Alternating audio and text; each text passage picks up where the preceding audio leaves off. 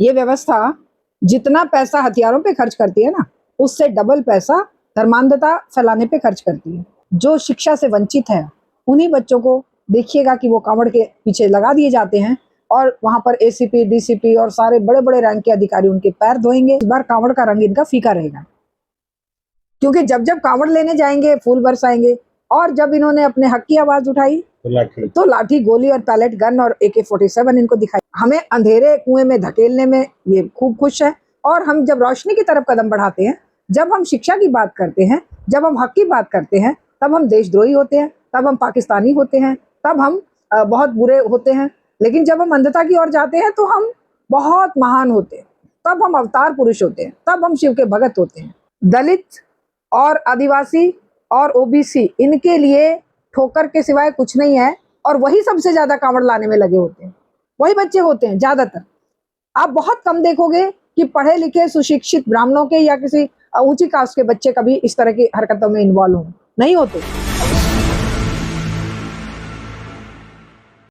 नमस्कार, नवजागरण लाइव में आपका स्वागत है। सावन का महीना शुरू हो गया है और सावन का महीना शुरू होते ही एक बड़ा जो तबका है वो कांवड़ लेके जाने के लिए तैयार है। और अभी कुछ ही दिन बाद आप देखेंगे कि तमाम जो सड़कें हैं, तमाम जो हाईवे हैं, उसको रोक दिया जाएगा या तो डाइवर्ट कर दिया जाएगा। ये वही सरकार है जो एक तरफ एक दिन के नमाज के लिए सड़क को खाली करने का फरमान जारी कर देती है, और यहाँ पे अब 15 दिन और 20 दिन, महीने दिन तक सड़कें जाम रहेंगी। राम मंदिर में इसी बीच चोरी का भी मुद्दा चल रहा है और तमाम बहुत सारे मुद्दे हैं। जैन जी का अभी अभी एक आंदोलन खत्म हुआ है। कितना फर्क पड़ेगा इस कांवड़ यात्रा पे? हमारे साथ शारदा दीक्षित मैम हैं। मैम, कैसे देखती हैं? कांवड़ शुरू हो गया है। देखिए, कांवड़ तो शुरू अपने आप नहीं हुआ है, ये किया जाता है। ये व्यवस्था जितना पैसा हथियारों पे खर्च करती है ना, उससे डबल पैसा धर्मांधता फैलाने पे खर्च करती है, क्योंकि इन्हें पता है कि हथियारों से भी बड़ी ताकत इस धर्म की अफीम में है। धर्म एक व्यक्तिगत मामला है, उस व्यक्तिगत मामले को आप व्यक्तिगत तरीके से करिए। जब उसका आप सार्वजनिक उपयोग तमाशा बनाते हैं, सार्वजनिक रूप से जब उसको लोगों के आवागमन में, लोगों के दिनचर्या में एक बाधा उत्पन्न करने का बना देते हैं और दिखावा करते हैं, बड़े बड़े DJ लगा के बड़े बड़े ट्रकों पे ये तमाशे किए जाएंगे, और वो तबका होगा जो बेरोजगारी का शिकार है, जो महंगाई का शिकार है, जो शिक्षा से वंचित है। उन्हीं बच्चों को देखिएगा कि वो कांवड़ के पीछे लगा दिए जाते हैं, और वहां पर ACP, DCP और सारे बड़े बड़े रैंक के अधिकारी उनके पैर धोएंगे, और हमारे महामानव के जो छोटे मानव हैं योगी जी, वो उनकी फूल वर्षा करवाएंगे। तो इस तरह की जो हरकतें हैं, ये इन युवाओं का जो एक ज्वार है, युवाओं की जो ताकत है, उसको डाइवर्ट करने का प्रयास होता है। लेकिन उम्मीद हमें यही है कि इस बार युवाओं ने उसको समझ लिया है कि तुम्हें बेवकूफ बनाया जा रहा है। तो शायद ये हमारा अंदाजा है, अभी हम कह नहीं सकते कि ये सच होगी कि नहीं होगी। अंदाजा ये है कि इस बार कांवड़ का रंग इनका फीका रहेगा, क्योंकि जब जब कांवड़ लेने जाएंगे फूल बरसाएंगे, और जब इन्होंने अपने हक की आवाज उठाई तो लाठी, गोली और पैलेट गन और AK-47 इनको दिखाई गई, और आंसू गैस के गोले इन पर दागे गए, और पैलेट गन से लेकर और क्या क्या नहीं किया गया। तो आज जनता अगर सचमुच में थोड़ी बहुत उनको सीख मिली है जैन जी को, तो उनको ये जरूर पता चला होगा कि कितना डिफरेंस है। हमें अंधेरे कुएं में धकेलने में ये खूब खुश है, और हम जब रोशनी की तरफ कदम बढ़ाते हैं, जब हम शिक्षा की बात करते हैं, जब हम हक की बात करते हैं, तब हम देशद्रोही होते हैं, तब हम पाकिस्तानी होते हैं, तब हम बहुत बुरे होते हैं। लेकिन जब हम अंधता की ओर जाते हैं तो हम बहुत महान होते हैं, तब हम अवतार पुरुष होते हैं, तब हम शिव के भगत होते हैं, तब हम अपनी मनोकामना पूर्ति करवाने वाले भगवान के शिव कांवड़िए होते हैं, और कांवड़ियों की पूजा करने वाले धन्य माने जाते हैं। और सारे मंत्री, संतरी, विधायक देखना वो उनसे अटा पड़ा है पूरी सड़कों के दोनों ओर, लग गए हैं, पोस्टर लग गए हैं। Poster banner. ये पोस्टर बैनर तब नहीं लगे जब ये कहना था कि भाई बच्चों को उनका हक दो, धर्मेंद्र प्रधान इस्तीफा दो। तब नहीं दिया गया कि नीट पेपर लीक रुकना चाहिए। ये तब नहीं दिया गया कि लाखों स्कूल बंद नहीं होने चाहिए। इनमें से क्या किसी में भी अक्ल नहीं है इतनी? चाहे वो पक्ष विपक्ष कोई से भी सांसद हो, या सब डर जाते हैं। चाहे आम आदमी के हों, के बीजेपी के हों, चाहे कांग्रेस के हों, सारे होड़ में लग जाएंगे अपने अपने चेहरे वहां पर टांगने में। खंभों पे टांग देंगे, दीवारों पे टांग देंगे कि हम कांवड़ियों का स्वागत करते हैं।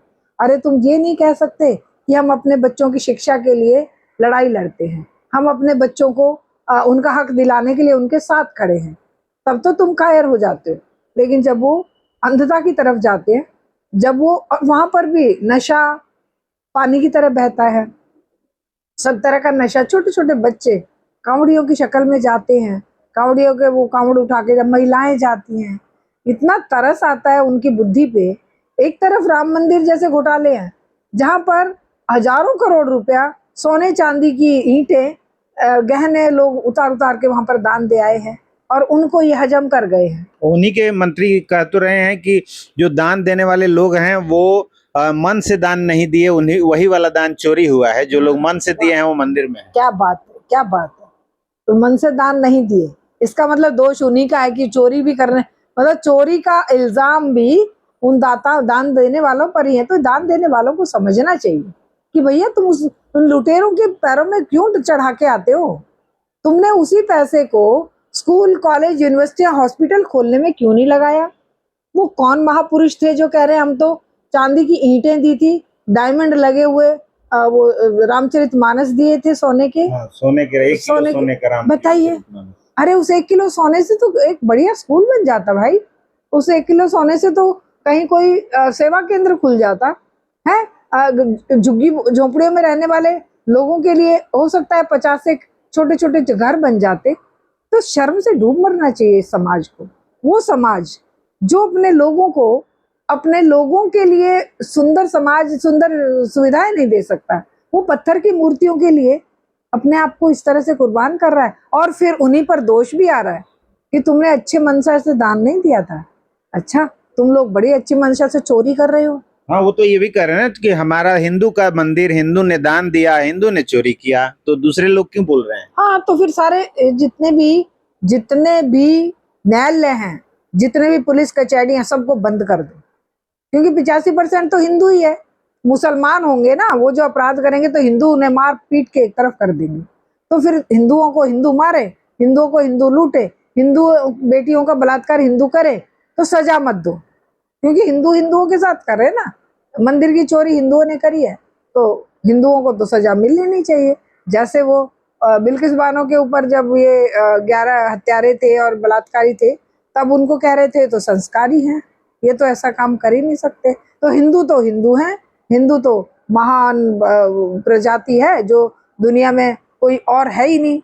भले ही वो बाहर जाके थू थू करवा रहे हों, जो उल्टी सीधी हरकतें करते हैं तो इस देश में, लेकिन वो क्योंकि इस देश में बहुसंख्या में है, तो बहुसंख्यक लोग जो है, बहुसंख्यक लोगों में आपस में जो मारकाट मचेगी, चोरियां होंगी, उनके लिए कोई सजा नहीं होनी चाहिए, ऐसा इनका मानना है।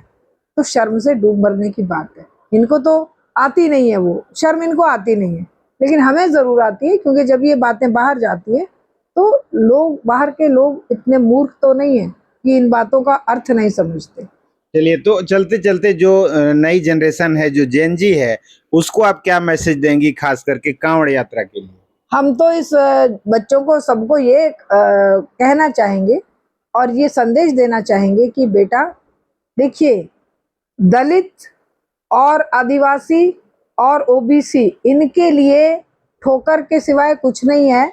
और वही सबसे ज्यादा कांवड़ लाने में लगे होते हैं, वही बच्चे होते हैं ज्यादातर। आप बहुत कम देखोगे कि पढ़े लिखे सुशिक्षित ब्राह्मणों के या किसी ऊंची कास्ट के बच्चे कभी इस तरह की हरकतों में इन्वॉल्व हो, नहीं होते।